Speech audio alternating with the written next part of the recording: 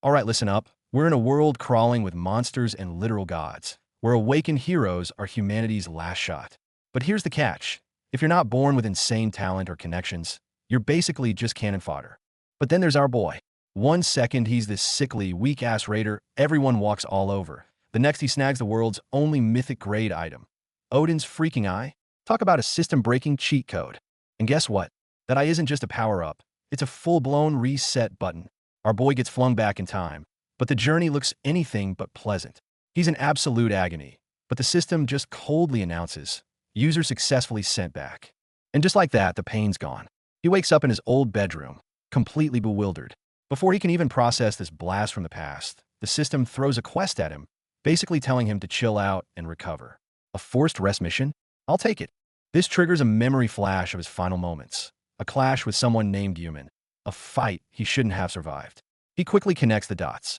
The new system from Odin's, I sent him back. But he's not panicking. After everything he's been through, a little time travel is nothing. Our boy's got nerves of steel now.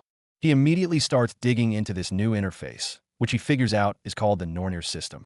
And when he checks the date, bam, he's been sent back 11 years, right back to middle school. Talk about a complete do-over. It still feels like a dream, so he needs some old-school confirmation. He grabs a physical calendar, and seeing the date with his own eyes, it finally sinks in. This is real. And look at that smirk. He knows this is his golden ticket. This time, things are going to be different. First order of business. Fix his biggest mistake. He finds his old application for the Awaken Academy, crosses out the brawler class he chose in his past life, and declares his new path. This time, our boy is becoming a mage.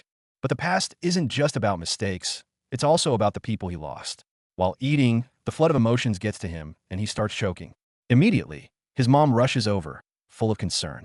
It's a small moment, but you can tell this reunion means the world to him. His mom holds him, remembering how he's always been so distant lately. To her, he's just her kid having a rough time.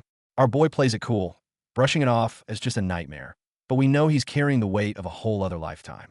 Seeing him so vulnerable, his mom brings up the academy application. She's worried sick, knowing how dangerous the life of a raider is. She even offers him an out, suggesting a normal school instead. She just wants her son to be safe. She's a bit confused by his sudden change from wanting to be a brawler, but he reassures her he's dead serious. Seeing his determination, she gives him her full support. Do as you wish, she says. Man, what a great mom. Meanwhile, we get a glimpse of someone else's story. A kid named Min Song-o, who's on a dark path of revenge against his own father, a powerful A-rank raider. Looks like we got another heavy hitter entering the story soon. Back to our boy. He's not just resting. He's pushing himself harder than ever. With a final push-up, he clears that rest quest. The reward? A mysterious blank card. This looks important. He starts strategizing. The Nornir system is an unknown, but his biggest asset is his memory of the future. He knows where all the good stuff is hidden. But there's a problem. All his old skills are for a brawler. Not exactly ideal for his new life as a mage. So he pulls up his status window. Yep, level and stats are completely reset. He's back to being a newbie. But wait, he scrolls down and realizes his passive skills, all the ones he grinded for in his past life, are still there. That's a huge cheat code. Not just the passives, the Odin's Eye came with its own set of absolutely broken active skills. Scrutiny of the gods, Eye of the absolute god. These names alone scream overpowered. Our boy is literally staring at a divine skill tree. With 21 points to spend, it's time to build his new character. No more dumping everything into strength. This time, it's all about agility for dodging, endurance for survivability, and of course, a ton of points into magic. The perfect mage build is in the works. He dumps a lot of points into endurance, a stat most people ignore. But with his future knowledge, he knows it's crucial for sustained spellcasting. Now about that blank card, he needs a new skill. The most logical choice? Healing magic. The thing is, back in this timeline, mages are considered the weakest class. Total glass cannons. But our boy knows a secret. There's a very specific type of magic that changes everything. And that secret is healing magic. A good healer is worth their weight in gold. Everyone wants one on their team. By becoming a healer, he won't just be powerful, he'll be indispensable. This is his ticket to avoiding the isolation and betrayal he faced before. Just as he's about to commit to a healing skill, his phone buzzes. He glances at the screen, and his face just drops. It's a name from deep in his past, his childhood friend, Yu Zhong. A flood of memories hits him, good times from their childhood. But then, the memories turn dark. A flash of his original past. Yu Zhong, covered in blood, betraying him. This is one of the tragedies he's here to prevent. Shaking off the traumatic memory, he reads her text. She's inviting him to a lecture by the famous saint, Song-Eun-Yu. Suddenly, a light bulb goes off in his head. He'd completely forgotten about this event. This is a massive opportunity. The saint, Song-Eun-Yu, is basically a celebrity healer, the best in the country. And our boy, with his future knowledge, knows something about her that no one else does. He realizes this isn't just a lecture. It's a chance to meet a key player. He's not going to miss this. Speaking of the saint, we see her on the way to the lecture. This woman's schedule is absolutely packed. Public speeches, dungeon raids, fortress inspections. Being the top healer is a busy job. Her manager is clearly worried about her. She's pushing herself to the limit, and her health is failing. He laments that there's no one else with her level of healing magic to share the burden. Little does he know, help might be on the way. The situation is dire. He knows that at this rate, she's headed for a complete collapse. The Holy Lady of Korea is running on fumes, and a breakdown seems inevitable. Back at the venue, Jae-hyun meets up with Yoo-jong. She's super hyped for the lecture and starts dragging him through the massive crowd. Look at our boy, trying to play it cool while being pulled along. He playfully accuses her of just bringing him along so she wouldn't get lost, and their typical friendly banter kicks in. It's a bittersweet moment, knowing what happened to their friendship in the original timeline. They find their seats just as the event kicks off. The energy is insane. Song-Eun-Yu is not just a healer. She's a superstar, the guild master of the top guild in Korea. The fangirling is real. While everyone else is losing their minds, our boy is just sitting there, arms crossed, looking completely unfazed. Then, the saint herself walks on stage, and the crowd goes wild. But Jae-hyun isn't here as a fan. He's here with a purpose. His future knowledge tells him a grim secret. In 2 months, this beloved saint will sacrifice herself to save others and fall into a critical, incurable state.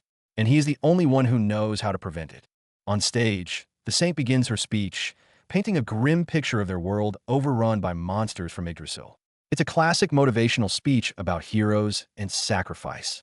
She talks about the endless fight and the countless lives lost. It's all very dramatic, but our boy isn't moved.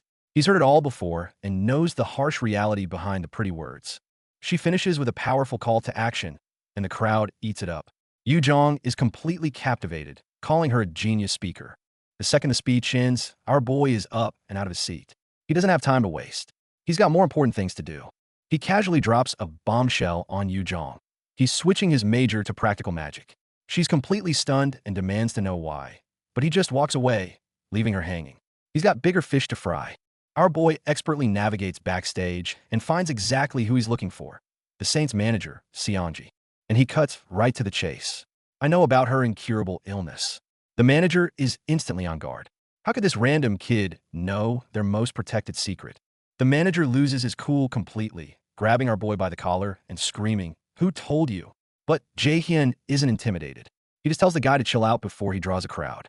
The power dynamic has completely shifted. Then he delivers the final blow. "I can cure guild master you." Just like that. The saint's entourage is skeptical, of course, but for a kid to be this bold, he must have something up his sleeve. They decide to hear him out and lead him to a private room for a one-on-one with the saint herself. This is at the moment of truth.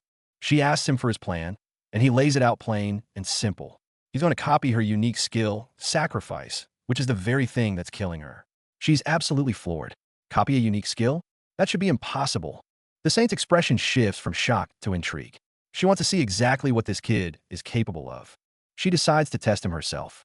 Without a word, she unleashes her immense magical power. The energy floods the room, a pressure so intense it would bring any low-level awakened to their knees. Her manager freaks out, screaming her name. But our boy doesn't even flinch. He just reaches out and touches the torrent of magical energy. And BM, the system notification pops up. The Odin's Eyes copy ability is real. It asks him if he wants to register her sacrifice skill onto his blank card. He hits yes, and it's done. He looks at her with a smirk that says, "Checkmate." To prove his point, he immediately activates the skill he just copied. A blinding flash of light erupts from his hand. Seeing their own unique guild skill being used by a complete stranger leaves them speechless. Our boy just pulled off the ultimate flex.